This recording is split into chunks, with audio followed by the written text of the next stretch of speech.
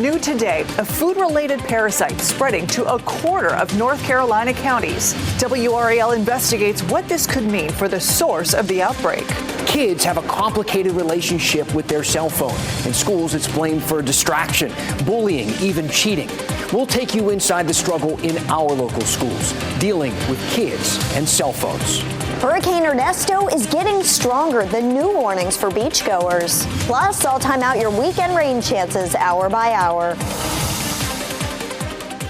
Tonight, the search for 4 armed suspects in Morrisville. Investigators tell us they ran from the scene after stealing a car, crashing it, and killing a 16-year-old boy. Thanks for joining us at 7 o'clock. I'm Ashley Rowe. And I'm Dan Haggerty. Sky 5 over that scene. This is off of South Miami Boulevard this morning. All of this started, though, several miles away from this scene. WRL's Aaron Thomas live in Morrisville, where police really are still searching for the people who stole this vehicle and crashed it. Aaron.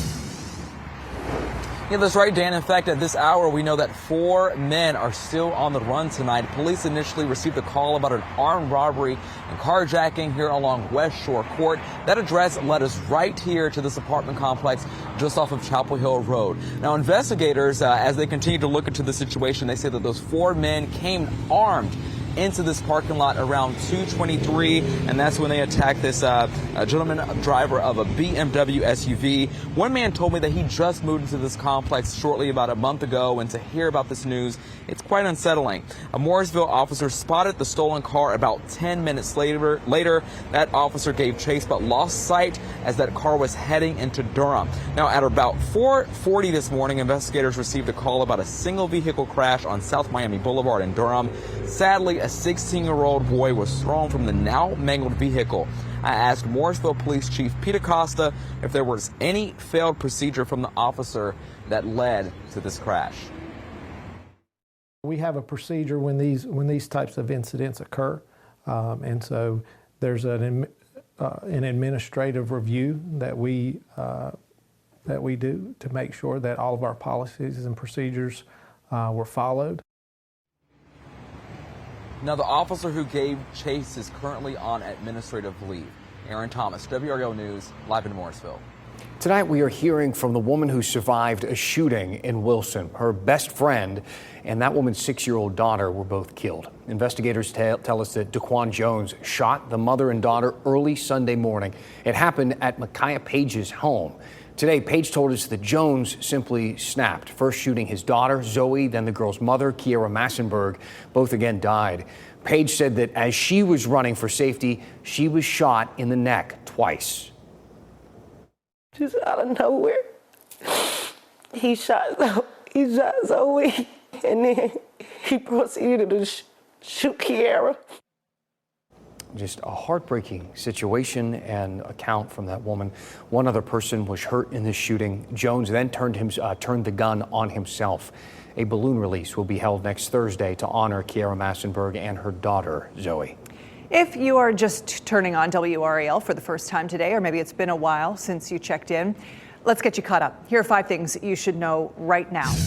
In Raleigh, 2 young women involved in a stabbing on Fox Hill Circle. Police tell us one girl stabbed the other. Both are under the age of 18. The victim is hurt but is expected to survive. The suspect now in custody. Because of their age, police did not release their names. We've got an update on that National Guard helicopter that caused delays at RDU yesterday. The National Guard tells us the chopper was on a routine training flight when a generator on board failed. The crew detected the faint smell of smoke and quickly landed as a precaution. It turned out there was no fire and no one was hurt. The National Guard is looking into why the generator failed. They've since replaced it with a new one.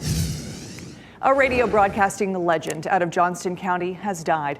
Carl Lamb was known as the voice of Eastern North Carolina. He was born in Spring Hope and served in the Naval Reserves.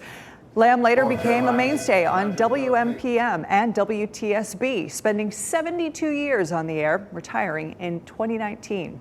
He earned a spot in the North Carolina Broadcasters Hall of Fame. He was 97 years old. 1,200 jobs could be on the way to Edgecombe County. Battery maker Natron Energy will build a $1 billion plant on a mega site between Tarboro and Rocky Mount. That would make it one of the biggest economic development deals in eastern North Carolina. And Vice President Kamala Harris is expected to talk about her plan for the economy when she visits Raleigh tomorrow. She's expected to call for a federal ban on corporate price gouging in the food and grocery industries. WRAL's Sean Gallagher will be at Harris's event. He's going to be bringing us live reports on the air and online at WRAL.com. All right, more and more cases of that foodborne parasite are popping up around our state. 28 counties have reported at least one case. Wake County, though, has the most, 125. More patients with the parasite means more clues for investigators to figure out where this parasite is coming from. I talked with WRAL health reporter Grace Haba about what's next. Grace, you got someone from the state, from DHHS, to talk about this outbreak. It's now up to 206 cases across multiple counties. Does this geographical spread give us any further clues as to where this outbreak started? So we still don't have an exact answer yet in terms of where this is all coming from. But with it being in more than just Wake County, the state tells me that it could potentially point to one of two things. Either it's one source that's widely distributed, or it could be more than one source. And what could help investigators further is actually additional analysis of those stool samples from patients. Take a listen to what one DHHS official tells me that could do to help them potentially narrow their search. If it's a single point source that's distributed widely, you're more likely to seek highly related specimens from the patients. If it's multiple introductions of cyclospora from different sources, you're going to see different genetic sequences. Okay, so that's interesting, but how can we figure out if it's single genetic sequence or if it's multiple kinds? So the kind of testing that you just heard Dr. Carl Williams refer to is called culture-independent diagnostic testing. And really, in a nutshell, what it can do is it can test for about 20 or so different GI pathogens all at one time. So it could be great news. If you get sick, you go to your doctor, and they can really test to see if it's something like salmonella or something like cyclospora all at one time.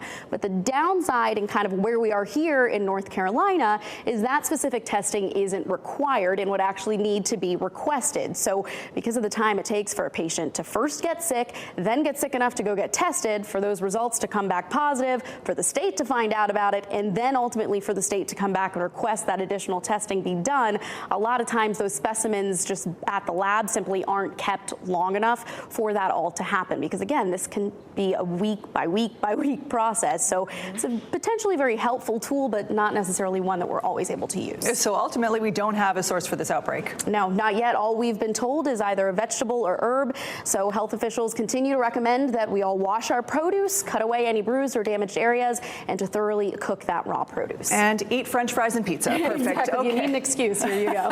Grace Haba, thank you very much. Of course. And get this, in the last 45 minutes, we learned 2 more cases were confirmed in Brunswick County, taking the total to at least 208. All right. The White House says Medicare's new power to negotiate drug prices will lead to a $1.5 billion reduction in out-of-pocket costs for seniors. The initial round of negotiations focused on 10 of the most widely used drugs taken by people on Medicare. Drugs on the list include the blood thinners out there, anti-diabetic medications, and heart medications. The lower prices will take effect in 2026. 15 more drugs will be negotiated next year. Tonight, we're going in depth on cell phones in schools. Of course, they can be helpful tools. We know that, but they can also be distracting or even harmful in some cases. Schools all over the country have different ideas on what to do about this. We talk to students, parents, educators, doctors, and more to explore the question, what can we do and who's responsible? And if you're enjoying the lower humidity, we've got more of it on the way, all thanks to this front, but it's going to bring some changes first, and I'll walk you through what to expect coming up. Cell phones get blamed for a lot of things with kids today, especially in our schools. Anxiety, depression, sleep issues, food issues, social skills, and of course, attention spans. Research out of the University of California found that in 2004, attention spans lasted 150 seconds, about 2.5 minutes. By 2012, it was half that, at 75 seconds. And in 2023, the average attention span was 47 seconds, according to the research. Now, these stats probably don't shock you. They don't shock me. I'm in the business of keeping your attention, and I can tell you it's hard work. According to our research, you're probably holding your phone right now, scrolling Facebook or shopping, waiting for me to say something interesting enough to undivide your attention. We love our phones. I don't mean that figuratively. We literally love them. We are emotionally connected to them. And sometimes that relationship can be toxic, especially with our kids. So let's go in depth on phones in our schools.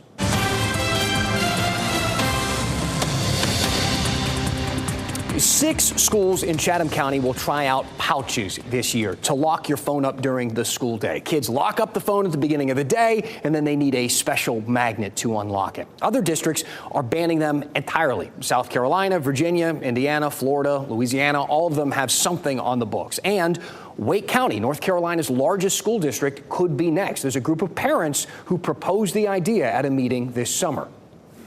We collectively, as parents, teachers, administrators, and leaders, didn't know better, but now we do. This would be Wake County's first district-wide policy on phones. Right now, they don't have one. It's up to individual schools or even individual classrooms. How well is it working? Well, Pew Research found that despite most schools having some sort of cell phone policy, 72% of high school teachers say cell phones are a major problem. And I feel like I'm constantly picking up my phone when I don't need to. So I talked about this issue with a few different kids from a few different high schools in our area and got pretty much the same story. Do kids have their phones out all day in class? Pretty much. If you look around, a teacher's talking, kids are on their phones. You're supposed to do an assignment, kids are on their phones. I mean, obviously, cheating, during tests, people are always using their phones pretty much. There's a lot of cheating? Yeah, I think that teachers try to stop it, and some teachers make us put our phones away in these little phone holders, but most teachers don't, and so it's really easy to just sneak it out for a minute and look something up if you need to. Okay, so what are the options when you hear stories like that? Well, perhaps teachers should be stricter, do a better job of policing their classrooms, but we've seen how dangerous that can be. In Rocky Mount, a student and a substitute teacher got into a horrible fight after a kid's phone was confiscated for being out during class. It is a disturbing video that was ironically recorded by another student who had their phone out during class. You can find examples of this sort of violence from all over the country. Sure, they're extreme examples, but generally, taking a kid's phone can cause a dramatic reaction. If you've ever punished your kid by taking away their phone, you know exactly what I'm talking about. When you take it away from them, they feel like you just took my best friend or my attachment, my connection to the world. That is a psychiatrist at Wake Med who I talked to. She works with kids all the time. And to summarize the general theme of our conversation, when kids live most of their developing years on a screen, that is their world. And the real world gets scarier and scarier to them. They don't know how to be themselves unless it's being filtered through that phone. And the repercussions can be profound. The kids who are spending more time on screens, their brain development can be slowed, their ability to socialize with children can be impacted because they're used to doing things virtually. Fear and anxiety actually play a pretty big role in this entire conversation. And it's why, despite the warnings from doctors, cell phone bans often meet resistance from parents. They don't want to be cut off from their kid in an emergency, especially a school shooting. Safety is the #1 concern for parents in Wake County. And I get it. I'm a parent. Shootings are terrifying, but they're also extremely rare. A study from Iowa State found the chance of a kid being involved in a school shooting is 0.07%. In fact, when you look at general well-being, schools are typically the safest place for your kids. But facts and feelings don't always align. Here's how one parent explained it to me. Data would teach us we probably are overreacting a little bit, but it doesn't change that we're feeling it. And then to be able to think rationally, we've got to be able to address that fear, give some comfort, show some responsiveness. I think it's a smart part of education. So whether that's learning to put it in your book bag when it's time, or learning to use it appropriately when you're in a group, I think that's just table stakes anymore for what it means to have people under your control or students in your school. Smartphones are undeniably one of the most impactful inventions in human history. I mean, it's up there with like the wheel and penicillin. And banning a tool that powerful does kind of feel like a waste. Then again, it's not the calculator app that's igniting debate. Mr. Zuckerberg, you and the companies before us, I know you don't mean it to be so, but you have blood on your hands. Would you like to apologize for what you've done to these good people? Social media has taken the blame recently for the negative effects on kids, everything from lowering their self-esteem to becoming a space for predators to groom victims. For the first time ever, the U.S. Surgeon General is weighing in on this, comparing social media to cigarettes, harmful and addictive, calling for warning labels, treating Instagram like a pack of Marlboros. Now there's a bunch of school districts, too, across the country suing social media companies for harming students. Just this year, Wake County joined that lawsuit, which does seem kind of funny to me since they're still allowing phones in their schools. It's like suing the cigarette companies for harming kids while letting them smoke in the house. Then again, there does seem to be enough blame to go around, doesn't there? I, for instance, blame myself. My phone is always within reach. It's the first thing I grab in the morning. I use it for entertainment, the news, to check in with my dad, listen to podcasts during housework, balance my finances, play fantasy football, meditate. I use it for work and reservations. It's my credit card, my cookbook, my concert ticket. It's what I hold in front of my kids when Nana wants to FaceTime from West Virginia. It's every photo I've taken in the last decade. I use it all day, every day, and my kids see that. Now, long before the iPhone, we understood a basic principle of parenting, that kids copy our behavior. They imitate our actions. The evidence on this is indisputable. So, sure, we can blame the phones and the kids and the schools and the teachers and the social media companies, the laws and the lawmakers, but perhaps the best place to start would be with a selfie. As always, there's a lot more to discuss on this topic and many others, so please let me know what you think. Send me your ideas and your opinions to dan@WRAL.com. Tell me what is on your mind, and we'll go in depth. This is such a big topic. We've had a live poll going on this subject all day long. We asked, should students have cell phones in schools? Take a look at this. Here are the results. 74% of you said no. Only 26% said yes. You can always share your voice by scanning that QR code on your screen or head to WRAL.com/yourvoice to cast your vote. Well, if you want to soak in every last minute of summer, tonight's the night to do it, Kat. What a beautiful night. It's beautiful outside. Get the fire pit going. It's really comfortable out there, especially once we get past sunset. 10 o'clock, 74 degrees. A good night for s'mores after dinner. Temperatures are in the mid-80s right now. 63 are current dew points. The dew points are pretty comfortable for this time of year, hovering right around the mid-60s for most of us. That number is going up tomorrow, and that's why it's going to feel more humid. It's going to feel more steamy tomorrow afternoon, and then really that tropical feel that we felt for much of July is going to be back Saturday and Sunday. Sticks with us Monday, but we see another dip in humidity on the horizon. That should come toward the middle of next week. High pressure's moving offshore. This is what's brought us such nice weather today and yesterday. But we have another cold front on the way. It's this one that you see right here.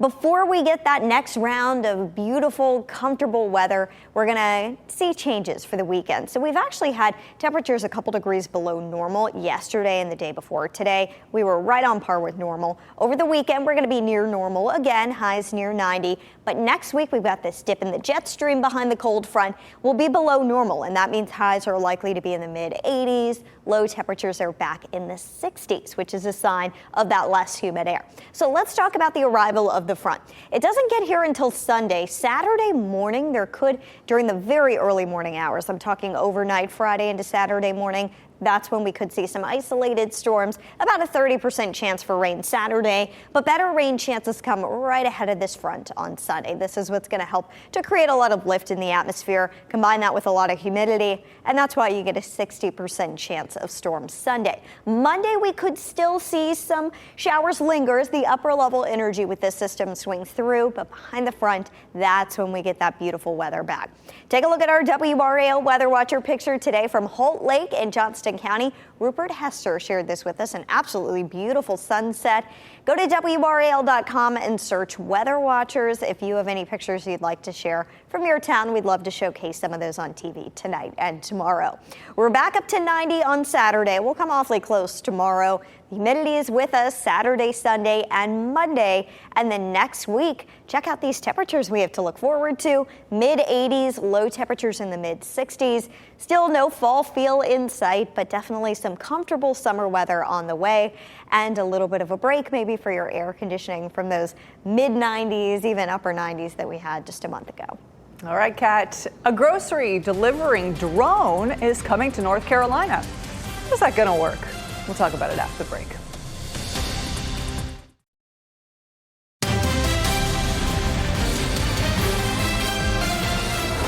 So pretty soon, people in Winston-Salem will be able to get their groceries delivered by a drone. Drone Express, they call it, only offers this service in a handful of cities. Winston-Salem will be the first in North Carolina. So this is how it works. Kind of exactly how you think it works. You download the app, you place the order, then you track your delivery as it comes to you. Then you catch your food as it drops 400 feet from the air. I made up that last part. I think they just drop it in your front of your yard there. But you get the idea. The drones can carry up to 10 pounds of groceries. That's not a ton. For reference, a gallon of milk weighs 8.5 pounds, so you're not getting a ton of stuff. I like the example that they gave for s'mores. Like, that's the thing that people are going to want with a drone. Yeah. They can only fly about a mile for now, though, so not exactly the most efficient delivery system, but it might be pretty cool to try out. There are times with my kids where we need a gallon of milk. Staff. Fair enough. Fly it in. Get it over here. Thanks for making WRAL your choice for local news. Our next newscast is at 10 o'clock on Fox 50 and at 11 on WRAL. What a beautiful night in Southern Pines. Have a good one. Keep watching WRAL News over the air Channel 34 and Spectrum Channel 1257.